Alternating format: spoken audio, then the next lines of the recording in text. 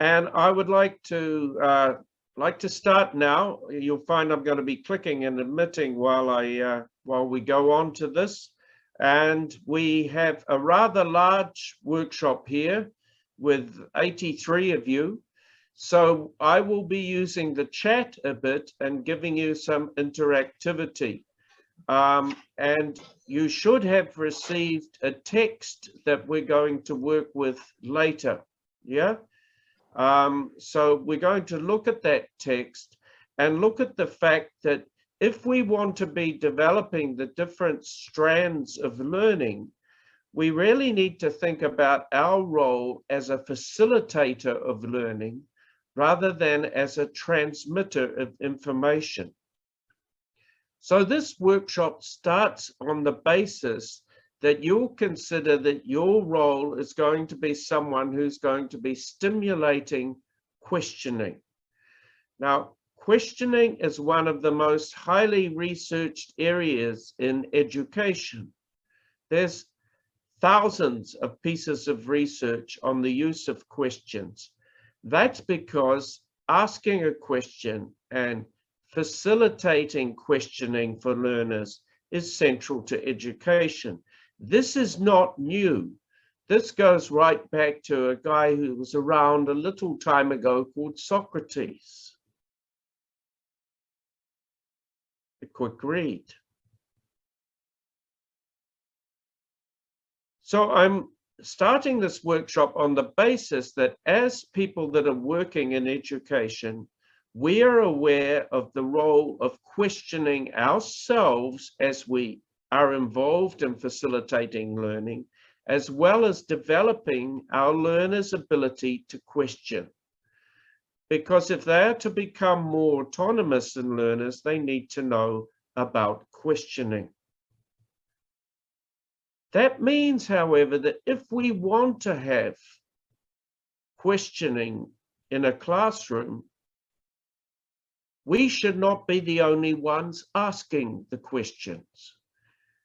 And sometimes we forget, with the huge amounts of teacher talk that goes on in a class, that questions are integral to communicating between each other and to language learning. So here's my first question for you. In the chat box, and keep a note of your own question, I would like to write a question you have about questions and answering in your classroom. And I'd like you to think about a question that you think you could answer by addressing observable behaviors. Okay? So what I'd like you to do is to start by writing a question you have about questioning in your classroom. Here's my example. How do I get the quiet students to ask questions? That's a question I always have in my classroom. Could you please type a question that you may have in the box? Later on, we're going to come back to this and we're going to use your questions. So could you please type a question you have about questions and answering in your classroom? And I'm going to be speed reading them a lot. Paul, you will also find in the chat, there is a download for the text that we're going to be using. It's called Kami Coaching. Yeah. So if you want to just grab that, you might find it useful. This is my student assistant, Dylan, here helping us out.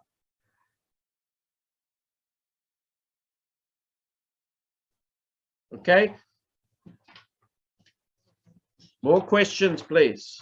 Unless, of course, you know all the answers about developing questioning in the classroom, and then I'll just shut up and go home.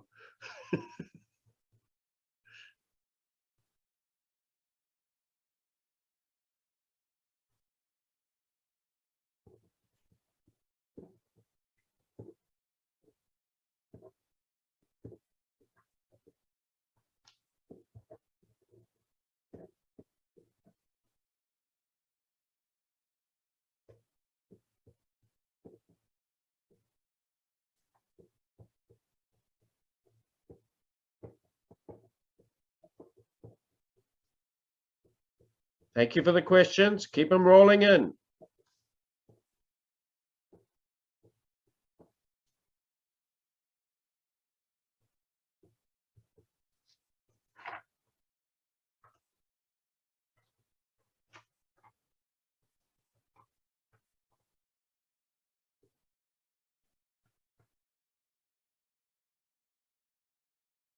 Yes, some very good questions here.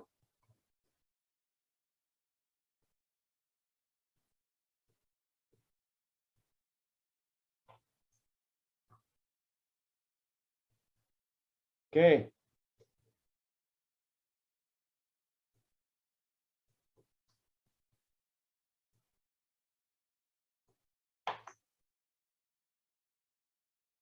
Okay.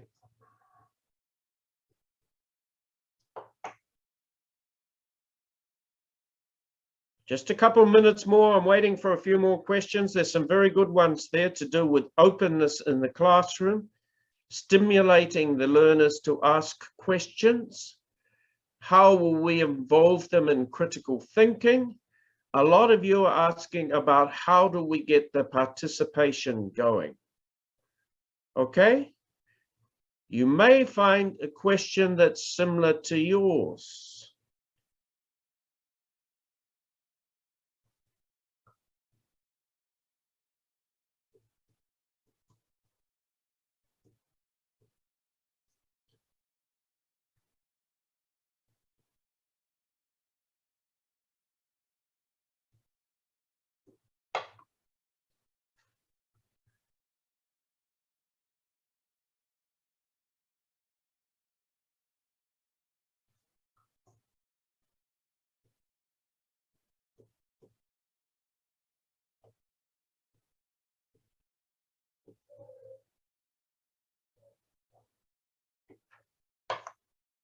All right, keep them rolling in for another minute. Then we're going to remember some of these questions, and I'm going to weave some of the answers into what I'm going to do today. So already by what I'm doing, I'm asking you to think about when you approach a new area. In this case, it's not a new area, but say you approach a new subject and you want to find out what people need to know or know already or are interested in, asking them to write a question about the topic is a good way of stimulating their thinking and finding out about their background knowledge. Yeah? And the point has been made. One of the most useless questions that we can ever ask in a classroom is, do you understand? Because nobody's going to say, no, they don't, because of face. Now, many of your questions are related to the how to stimulate question. We're going to look at some of that, but some of them are also related to how do we get understanding through questions, and how do we develop critical thinking through questions.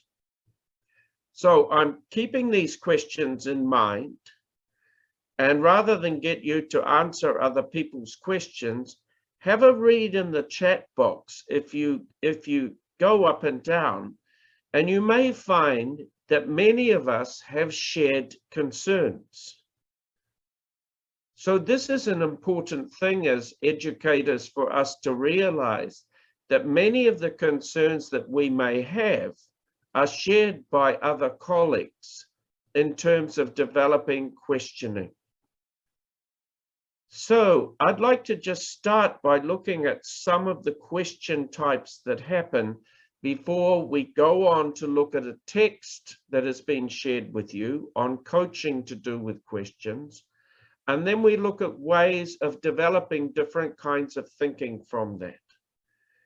So I'd just like you to consider the following types of questions that happened. Okay? So, yeah, I agree with you. So one of the main things to consider is that some of our questions are managerial. They keep the flow going. And this is a part of classroom management. Have you finished reading this yet? That kind of question. So I'm not going to tackle so much of those kind of questions because these happen in terms of running a classroom. A lot of the time, though, we ask display questions or rhetorical questions, but these may still have a role of reinforcing and providing repetition of a set language item. They may provide some support in emphasizing. And this is like a very common division that we see of question types, of closed questions that are useful sometimes for checking a detail or reinforcing. They're not always bad, as some of the literature suggests. Whereas we have open questions.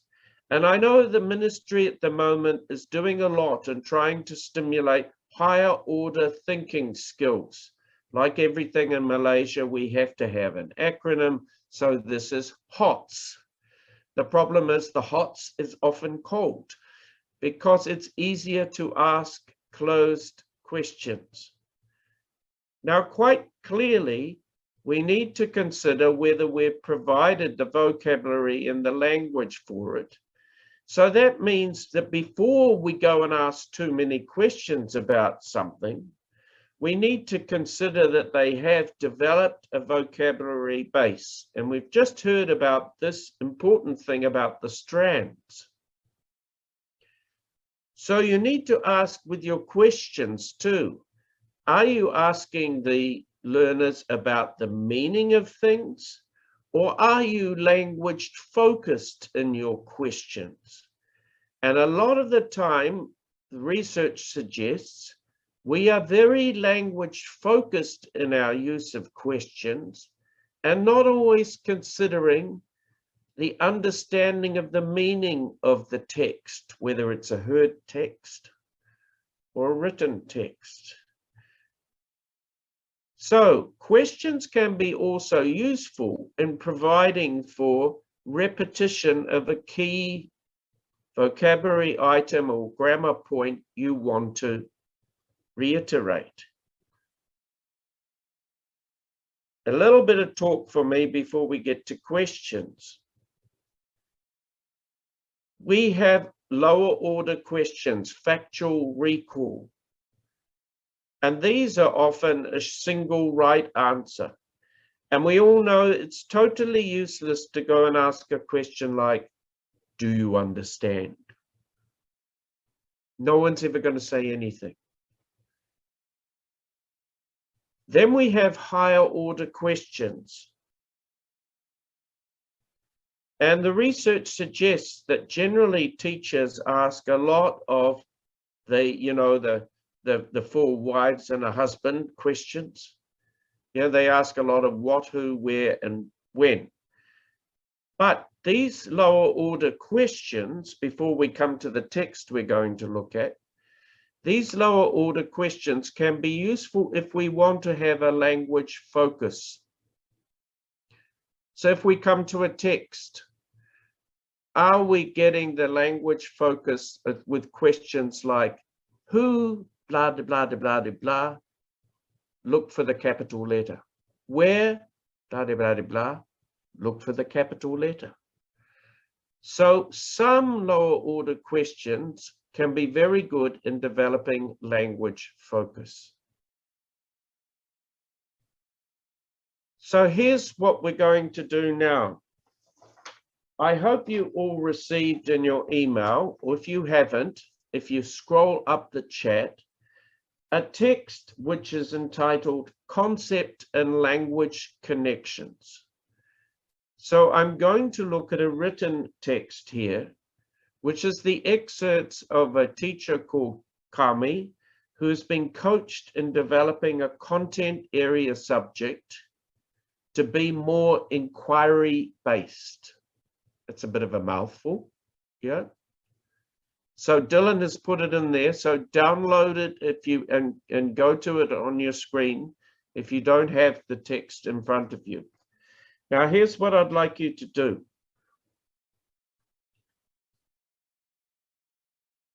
Firstly,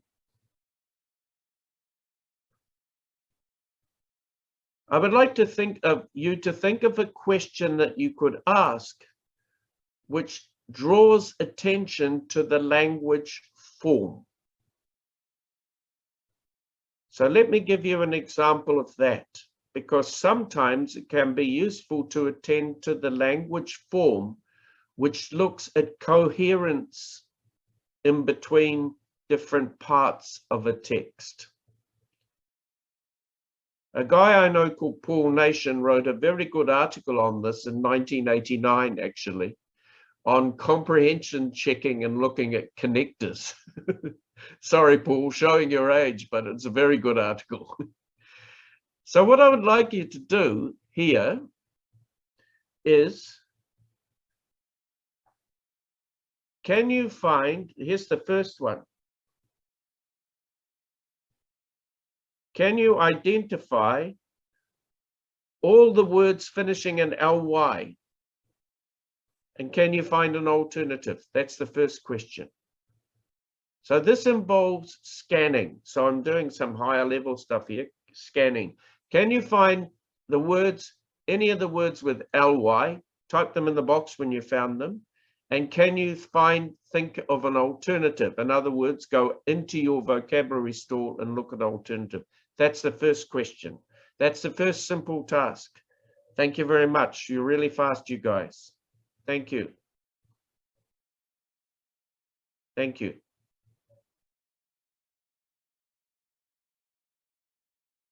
Yep.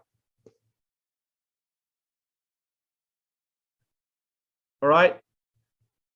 Good.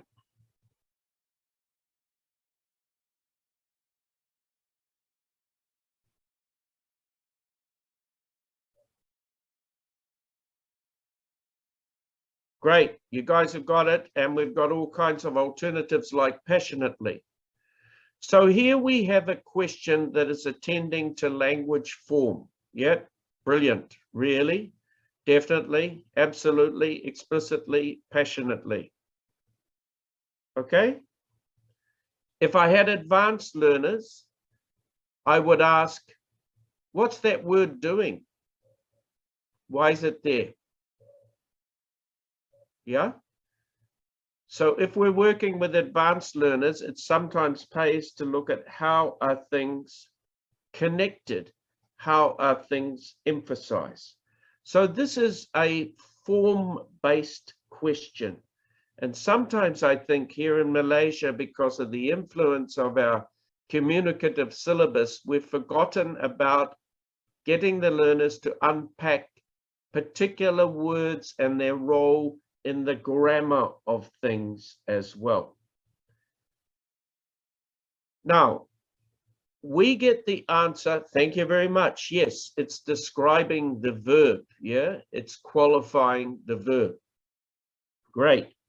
Now, we are going to get attention to a text by how we ask the questions. So that was very much a language-focused question and a very specific question. Okay, what I'd like you to do now is a slightly different approach to questioning. And I'm doing this because our learners are often faced with reading comprehension questions. What I would like you to do is to choose any one of the paragraphs, that you think matches your ability. Ha, ha, ha, but you know what I'm doing. I'm trying to model an approach. Choose any one of the paragraphs that matches your ability or your interest. So skim first. Choose one of the paragraphs. And can you write 2 questions for me for the paragraph? 2 questions, okay? For the paragraph. I hope you've all got the text. If you haven't, my colleague Dylan has put it in the chat so you can download it, yeah? So what I'd like you to do, there it is, Kami Coaching. Choose a paragraph, and I want you to write 2 questions for that paragraph. I'd like you to write 2 questions for that paragraph. Why am I doing this? I often get my learners to write the questions for a text, because if they can understand how questions are being written, it will help them in the sacred examinations and help them with reading as well. But I'll come to that. It's over to you now. Read a paragraph that looks interesting to you, and can you write 2 questions? So we've got 1, 2, 3, 4 paragraphs here. Yeah, we've got 4 paragraphs. And what I'd like you to do is to write 2 questions for a paragraph of your choice. Now, if you've got any questions for me and what you're doing, please put them in the chat box. Let's read and create questions.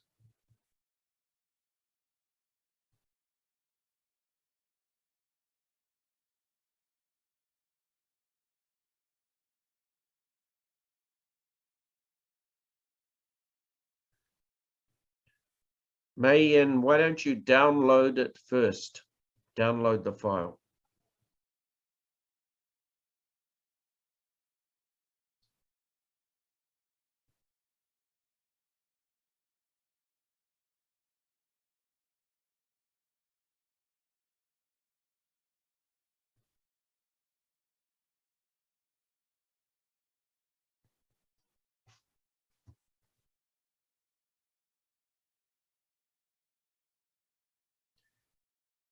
Yeah, Jolene, I've got your question.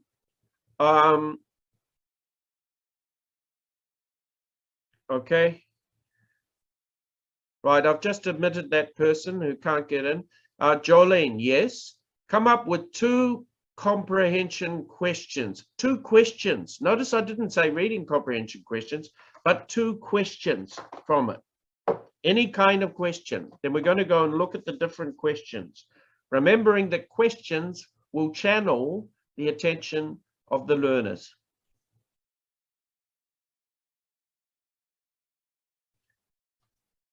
For those of you still struggling with the text, Dylan has also put it in the WhatsApp group.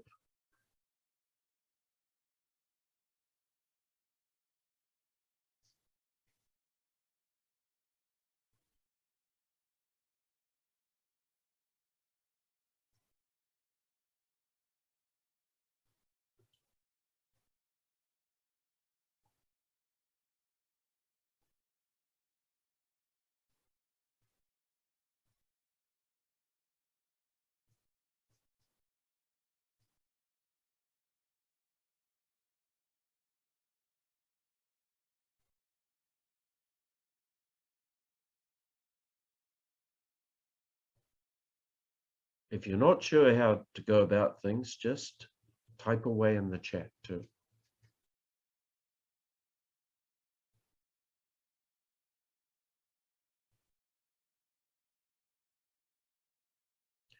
Thank you, Julia.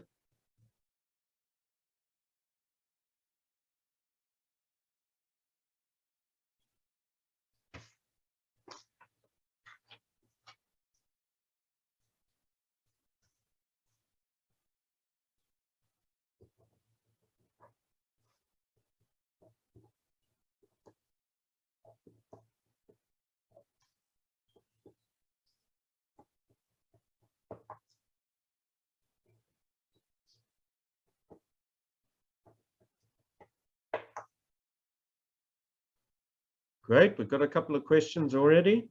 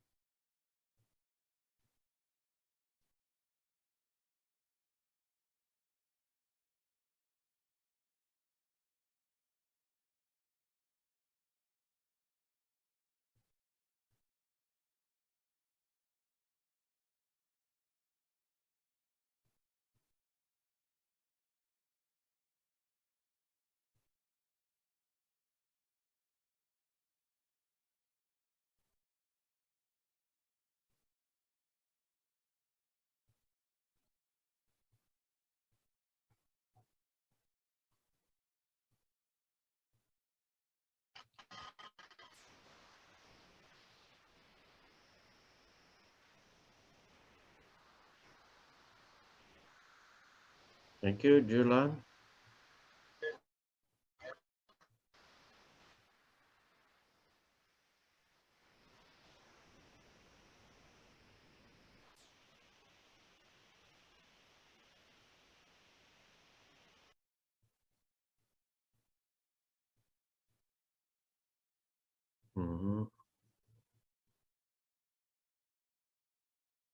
Okay, we have a couple minutes more. We're getting some really good ideas coming in.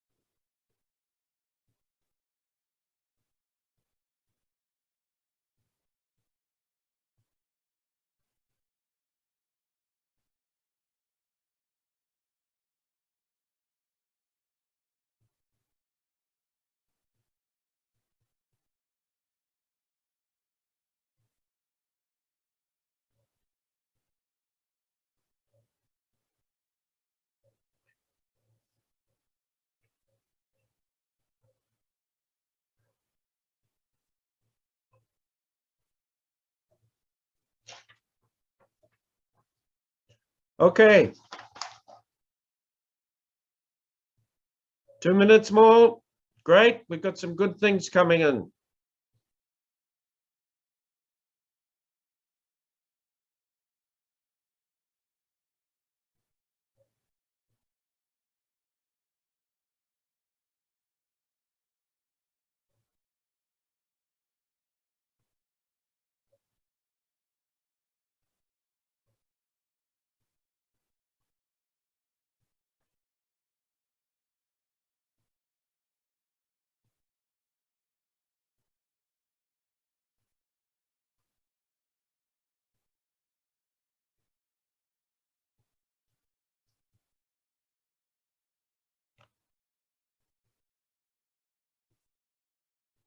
Okay, let's see what we've got. And if you have a look in the chat, you'll see different types of questioning that are going to stimulate different types of thinking. So if we want to develop participation, I'm not at the moment tackling how do we get the answers, but if we look at this passage, which is on coaching and related to stimulating an interactive classroom, you will notice if we go right up the top to some of these questions here, Julia, how? As soon as you ask a how question, you know that you want to be looking at the verbs. You want to be looking at process and description. Okay? When you're going to ask a question that, for example, does, and what do you do if you get an answer to that question? The answer is yes, because the yes is a correct answer. And then you're going to have to ask another question, right? So if you are involved in this kind of question, which is a yes/no answer, then are you actually achieving much by asking this kind of question? So I'm just going to go through some of these. What did Kami do as the collaboration progressed? As soon as you see a what in a word like do, you know you want to again highlight to the students that they want to go tackling the actions, they want to go tackling the verbs. So what I'm saying here is we need to make the link between a text and the question types to think about how we develop comprehension by also linking up some of the obvious grammar features, some of the textual features. Grammar is not a dirty word, contrary to what some people think. So if you have the WH, the what questions here, yes, you're asking for specific facts. Then you notice we have a lead in from this questions from Marie. In your opinion, but you follow it up with a do question. Do you think that getting students to articulate their reasoning and elaborating on expenses is a good idea. Sorry, I'm at home. Someone's just delivering something. So, in your opinion, do you think that getting students to articulate their reasoning and elaborating on responses is a good idea? And they answer yes, but you've got why. So we've got to think about how we cast the questions. The how are definitely going to get them focused on the process. Yeah. And then we have why is it important? So we need to decide, are we going to take them outside of the text, or we're just going to focus on the text itself? Okay, let me turn off this phone.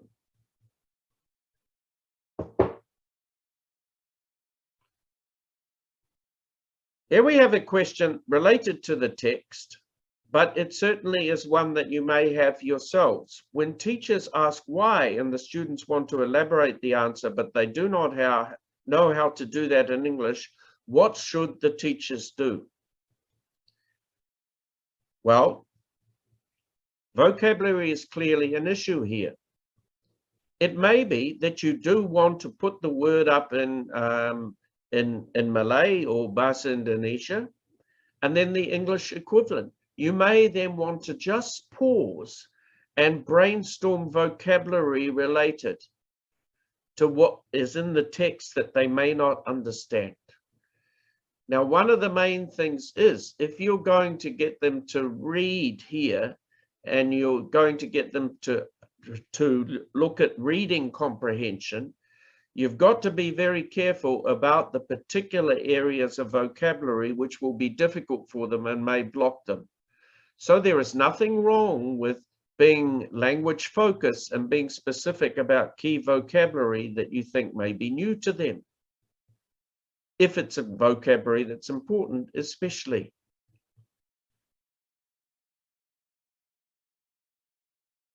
So someone has taken from the experience of the text and said, how can the students elaborate the idea to explain the provided learning focus here?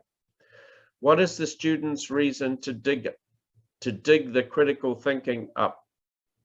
Okay, so I want to take from this text and answer this question because it was one of your questions earlier. Some of you have, prior to the seminar, asked me this question before about when we are wanting to develop questioning, how do we develop critical thinking? Because the ministry is huge now on critical thinking, even though we may not necessarily know what critical thinking means. My question would be, how do you relate whatever text it is, whether it's a heard text or reading text, to learners' own experiences, and then asking them to go beyond the text? Because being critical relates to where the learners are at. So are we asking questions that can sometimes personalize the text, the input we're giving, to the learners? What I've been trying to do by looking at this text here today is to address some of the problems that we may have in classrooms that may be similar to this American colleague's experiences. Okay? So, problem-solving questions, is it the same as critical thinking questions? Are we asking any questions that take the learner outside of the text to think about how it may apply to them, to think more broadly? So let me continue. So I won't give you some advice like this couple that you may know. Yeah, you want to advise me? Okay. Paul, this is Rosmer, a famous lady in our country for a number of reasons. She doesn't like some of the questions her husband's being asked at the moment. So questioning. How do we go beyond the text? If we're to develop the HOTS, which the ministry is going on about, the higher order thinking skills, how do we go beyond the text? How did Kami go beyond the text? First of all, she provided for restatement of the text. She provided opportunities for learners to restate what was going on. In this case, she's teaching symmetry, mathematics. And she provides opportunities to go beyond the text by looking at restatement. So we come back to a concept that we heard about earlier that's really important, which is space-significant repetition. Questioning can be very good in developing repetition of key concepts, of key words, of key vocabulary. So none of this, however, can happen without considering how do we allocate answering. How often in a classroom have we asked a question and we get the deadly silence? No one wants to answer, and we have a cultural issue here in Malaysia, of course, as well, where we may have the power of the cikgu, the guru up there. I don't want to ask him a question because I might look stupid. So there becomes a question, how do I allocate questioning? And I want to pick up on something that we heard in a wonderful address earlier. How do you see the teacher role when it comes to questioning? And why is it always asking for an answer that they already know we know? So I think pair work is very important here. Or listen to this. What questions do you have about what you're listening to? Here's a text that you may need for SPM or the major exam. Can you write the questions? So we turn the production of questions over to learners as well. How do I allocate questioning when it's in a classroom? I am sometimes so sports oriented, I throw the ball and the person catches it and I say, now I want you to ask me any question. Then you throw the ball to someone else, especially in primary schools where I used to teach. Your turn to ask a question. Or sit together in pairs and together come up with questions from the input. Yeah, you come up with it. So we need to strategize a range of questions. How many of us actually script the questions into our teaching? Thinking, is my question about a language form? Or is my question about the content or the ideas? So I'm coming towards the close here, and I'd like to just offer a few hints, and then we're going to go back to the question you asked at the beginning. Are we pointing out to our learners that one of the best ways to understand what they hear or to understand what they read is, instead of answering comprehension questions, write them? Realize when you write, the learners write the comprehension questions, that where and when are going to take them to places and time. So there's a link to the grammar of a text. Talking written more here probably. Generating questions. Don't forget an old technique, information gap tasks. Split it in half. Get the learners to talk to each other. You can structure the vocabulary input beforehand, half with A and half with B. This is an old technique, but a very useful one, because they feel more at ease talking to each other and asking each other questions than asking us. You must have seen this in many of our classrooms, right? You were down the back and you down the back and you can hear that, what's he say? What's he say? Yeah, they will ask each other more readily than us. So I think stimulating pair work with safe closed answers is very important. Think about the fact that you will develop questioning if you ask learners to summarize, because summarizing is quite a high order skill, but it requires them to pack out which are the important topic sentences and which are the examples. On the other hand, the other way is also useful, asking learners to expand on a text. And have you asked questions about what if? For example, if you come back to this passage on Kami, I could ask you, what do you think happened before this, and what was an earlier parallel? So if you look at the first line, another parallel, what was an earlier parallel? So the other major thing is to create a climate where you model questioning.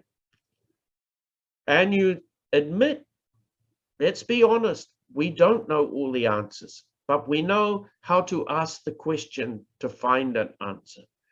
So I think in developing questioning, it's important to link to learners' needs.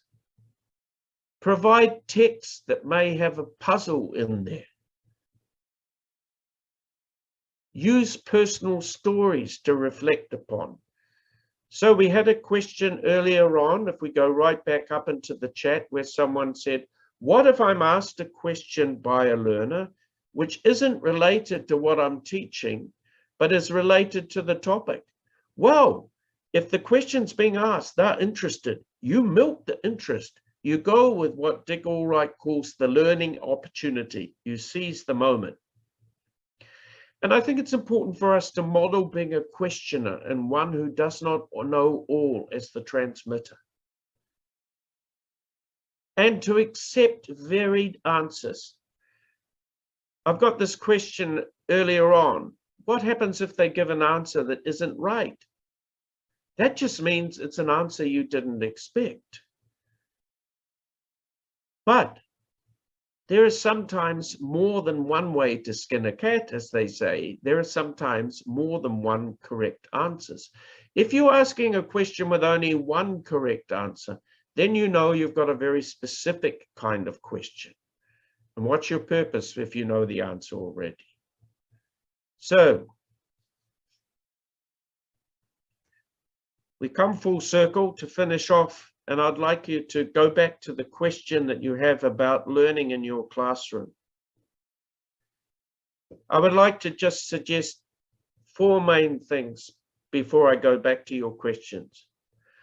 We should be modeling ourselves as people who ask questions and do not always know the answer. The idea that we're infallible and we're the great teacher and we know everything, I'm sorry. In this world of Uncle and Auntie Google, there's always something we don't know, but do we know how to ask the question?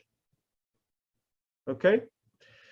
Secondly, provide opportunities for pair work so that they can ask each other questions.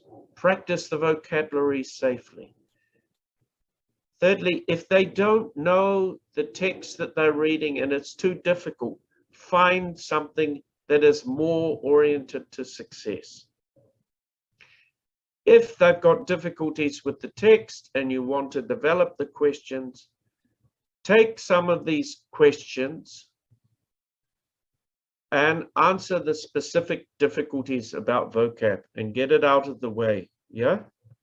So what I'd like to do now is I'd like you to go back to your questions and remember that one of the problems people said is sometimes I can't get questions from my learners.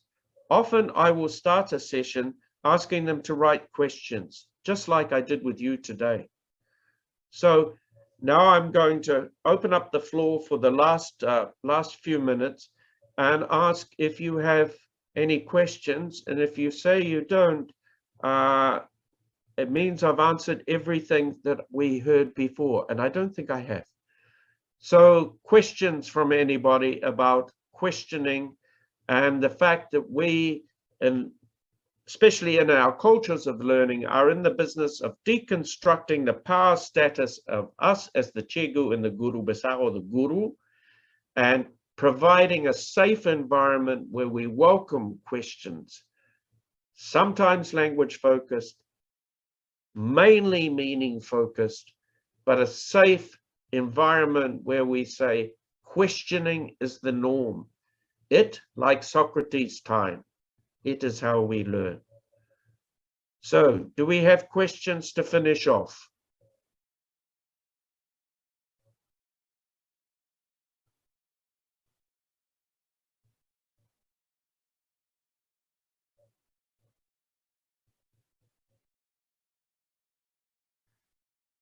I got one I'm going to pick up on here from Sri Rejaki. Students want to elaborate the answer, but they do not know how to do that in English. What should the teachers do? There's nothing wrong with translation. If you've got key terms and you need to translate it, get it out there, put it on the board. Okay? I assume you're working with Indonesia, Bahasa Indonesia, betul? Yeah? Betul. I think it is. So what you want to do is, sometimes there's nothing wrong with a bit of translation. Secondly, put it into simpler terms, simpler vocabulary. Have a look at what is happening with vocabulary lists, the kind of things that are on Paul Nation's site, and then simplify it, yeah? Because you want to engender success. Are there any questions from anybody? You've all been very quiet. Any questions that you'd like to ask? Which ones have I not answered? Let's go right back to the earlier questions.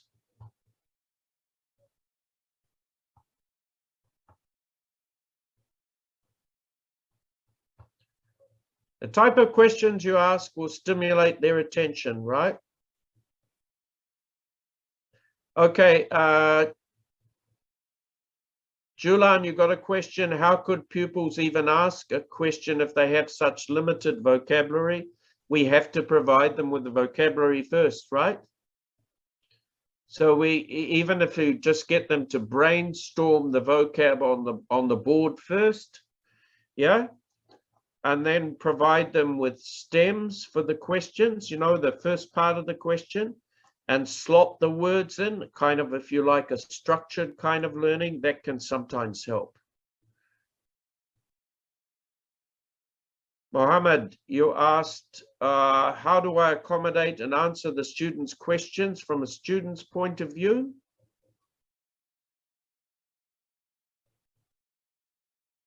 First of all, from the student's point of view, you've just got to answer it honestly and using what you've got in front of you. And then say there's some difficult words in the answer that I've given you, and then maybe explicitly tease out the difficult words, the difficult vocabulary. Write it on the board if need be, repeat it, translate it into simpler vocabulary. That might help, okay? Are there any other questions to finish off? Because it's about time that I finished. Any questions, please? You can turn on the mic, talk to me, or in the chat box, because what I've tried to do today, I hope, has stimulated you into creating a more questioning classroom. Yeah? Okay, here we go. Weaker students to ask questions. Provide it as a safe thing. You know, I've found sometimes, even if I get the student who doesn't want to speak, you come and write it down on the board here. Don't worry about the spelling. Come up to the whiteboard, write it down there. Or if you've got a word in there that you can't write it in English, write it in Malay. and I'll do the translation for you. So it's basically making them feel that there's a safe environment for them to use language, to ask questions, and to realize that questioning is integral to language learning. And you're right about nurturing students' confidence in asking questions. It will even be the non-verbals when we're face to face. I will go and I'll say any questions, and I can see someone's looking at me and they don't really want to know. I'll go close to them and I'll say, just write it down on a paper here. So it's showing them that there are different ways that we can have different questions in a questioning. Yeah, okay, Jolene, you're right. They will come up to you and ask you the questions afterwards rather than out loud in class because they're worried about peer pressure. So then also provide more opportunities for them to ask questions of each other. Okay.